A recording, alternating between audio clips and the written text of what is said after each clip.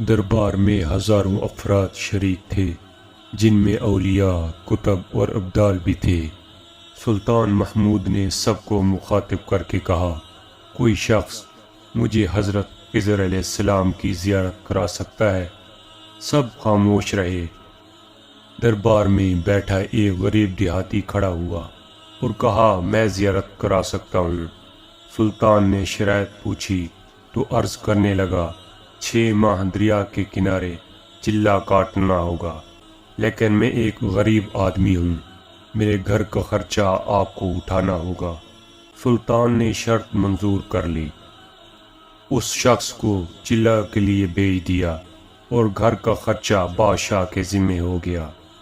6 ماہ گزرنے کے بعد سلطان نے اس شخص کو دربار میں حاضر کیا اور پوچھا تو دیہاتی کہنے لگا، حضور کچھ وظائف الٹے ہو گئے ہیں، لہٰذا 6 ماہ مزید لگیں گے۔ مزید 6 ماہ گزرنے کے بعد سلطان محمود کے دربار میں اس شخص کو دوبارہ پیش کیا گیا تو بادشاہ نے پوچھا، میرے کام کا کیا ہوا؟ یہ بات سن کے دیہاتی کہنے لگا، بادشاہ سلامت، کہاں میں گنہگار اور کہاں حضرت خضر علیہ السلام، میں نے آپ سے جھوٹ بولا، میرے گھر کا خرچہ پورا نہیں ہو رہا تھا، بچے بھوک سے مر رہے تھے، اس لیے ایسا کرنے پر مجبور ہوا۔ سلطان محمود غزنوی نے اپنے ایک وزیر کو کھڑا کیا اور پوچھا، اس شخص کی سزا کیا ہے؟ وزیر نے کہا، اس شخص نے بادشاہ کے ساتھ جھوٹ بولا ہے، لہٰذا اس کا گلا کاٹ دیا جائے۔ دربار میں ایک نورانی چہرے والے بزرگ بھی تشریف فرما تھے، کہنے لگے، بادشاہ سلامت، اس وزیر نے بالکل ٹھیک کہا۔ بادشاہ نے دوسرے وزیر سے پوچھا، آپ بتاؤ۔ اس نے کہا، اس شخص نے بادشاہ کے ساتھ فراڈ کیا ہے، اس کا گلا نہ کاٹا جائے بلکہ اسے کتوں کے آگے ڈالا جائے تاکہ یہ ذلیل ہو کے مرے، اسے مرنے میں کچھ وقت تو لگے۔ دربار میں بیٹھے اسی نورانی چہرے والے بزرگ نے کہا، بادشاہ سلامت، یہ وزیر بالکل ٹھیک کہہ رہا ہے۔ سلطان محمود غزنوی نے اپنے پیارے غلام ایاز سے پوچھا، تم کیا کہتے ہو؟ ایاز نے کہا، بادشاہ سلامت، آپ کی بادشاہی سے 1 سال ایک غریب کے بچے پلتے رہے، آپ کے خزانے میں کوئی کمی نہیں آئی اور نہ ہی اس کے جھوٹ سے آپ کی شان میں کوئی فرق پڑا۔ اگر میری بات مانیں تو اسے معاف کر دیں، اگر اسے قتل کر دیا تو اس کے بچے بھوک سے مر جائیں گے۔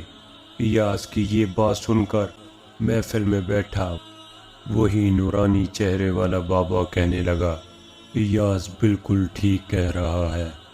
سلطان محمود غزنوی نے اس بابا جی کو بلایا اور پوچھا، آپ نے ہر وزیر کے فیصلے کو درست کہا، اس کی وجہ مجھے سمجھائی جائے۔ بابا جی کہنے لگا، بادشاہ سلامت، پہلے نمبر پر جس وزیر نے کہا اس کا گلا کاٹا جائے وہ قوم کا قصائی ہے، اور قصائی کا کام ہے گلے کاٹنا۔